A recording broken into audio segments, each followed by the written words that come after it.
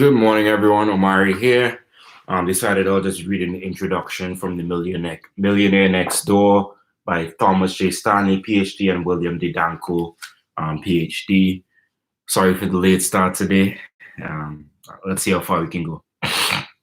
Okay, introduction. 20 years ago, we began studying how people became wealthy. Initially, we did it just as you might imagine, by surveying people in so-called upscale neighborhoods across the country.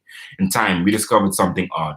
Many people who live in expensive homes and drive luxurious cars do not actually have much wealth. Then we discovered something even odder. Many people who have a great deal of wealth do not even live in upscale neighborhoods.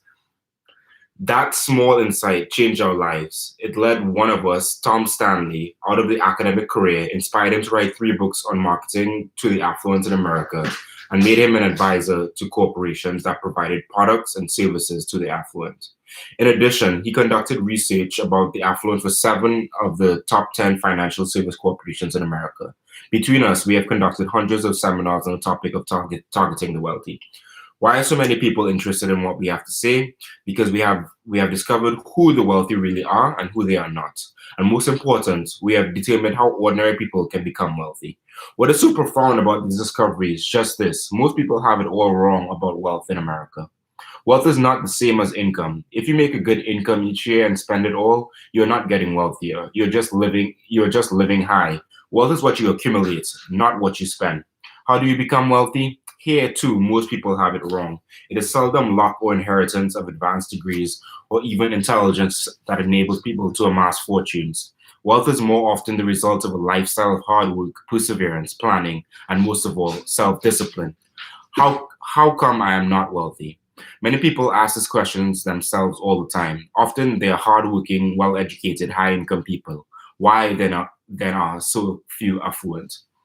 It's so funny. I was watching a Dave Ramsey video yesterday. I really like Dave Ramsey, but he was saying that this doctor who makes a lot of money doesn't make good financial decisions because they have this intellectual kind of like kindness. Oh, I can't make these wrong decisions. I'm too smart, or whatnot. So just fascinating. And in this book, they talk about under accumulators of wealth and over accumulators of wealth. And doctors are lots of the time under accumulators of wealth. But moving on, millionaires and you. There's never been more personal wealth in America than there is today, of over 22 trillion in 1996. Yet most Americans are not wealthy. Nearly one half of our wealth is owed by 3.5% of our households. Most of the other households don't even come close.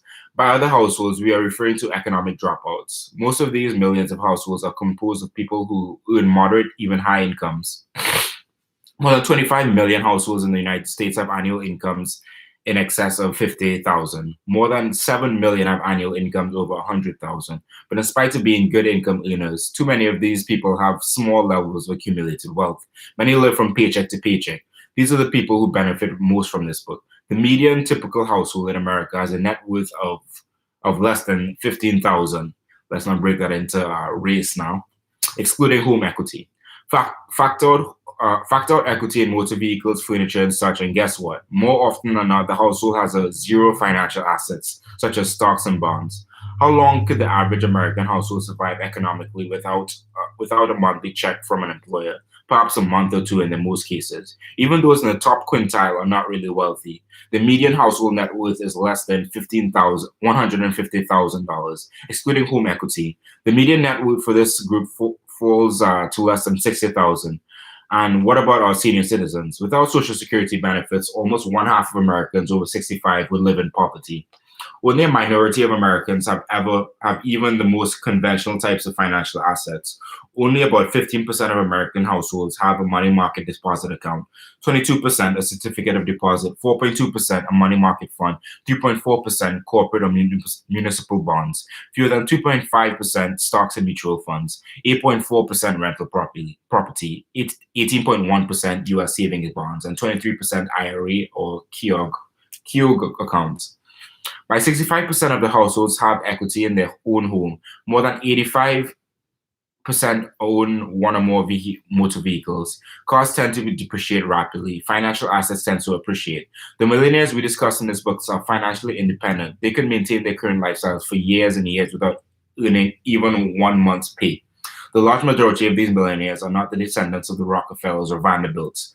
More than 80% of ordinary people who have accumulated their wealth in one generation did it slowly, steadily, without signing a multi-million-dollar contract with the Yankees, without winning the lottery, without becoming the next Mick Jagger. Windfalls make great headlines, but such occurrences are rare.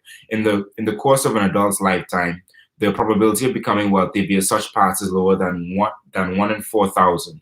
Contrast these odds with the proportion of American households, 3.5 per 100 in the 1 million and over net worth category. The 7 factors. Who becomes wealthy?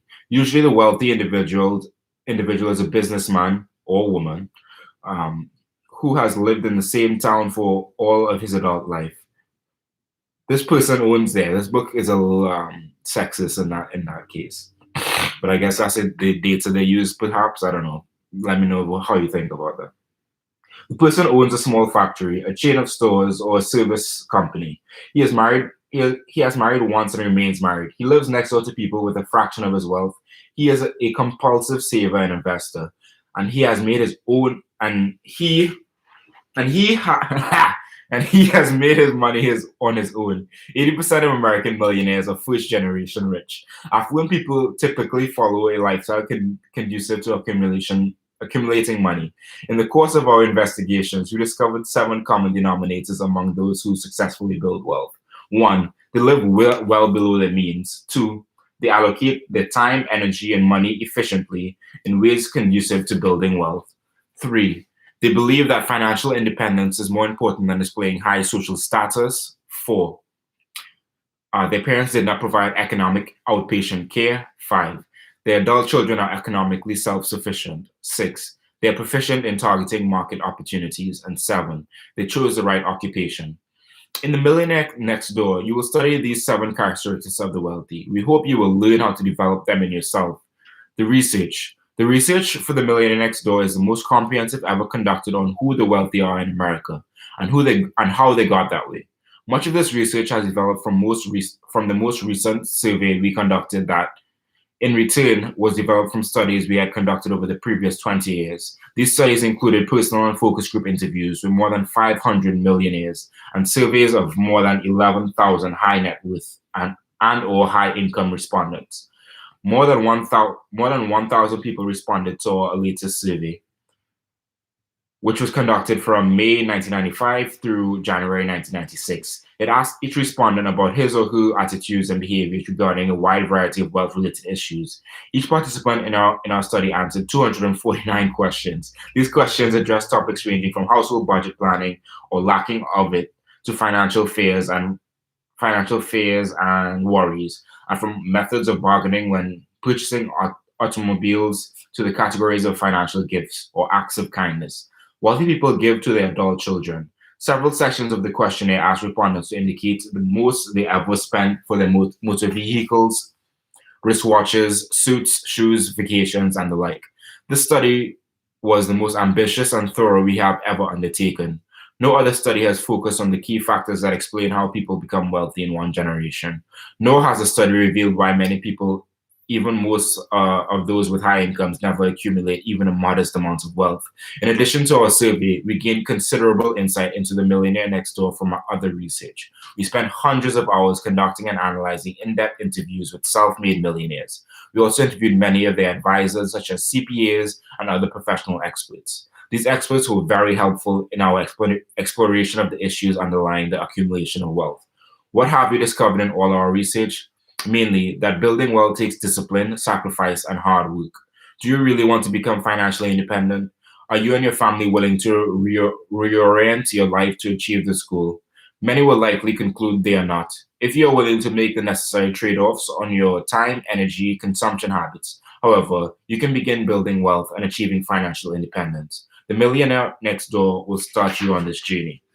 So that is the introduction. There's definitely some great reading.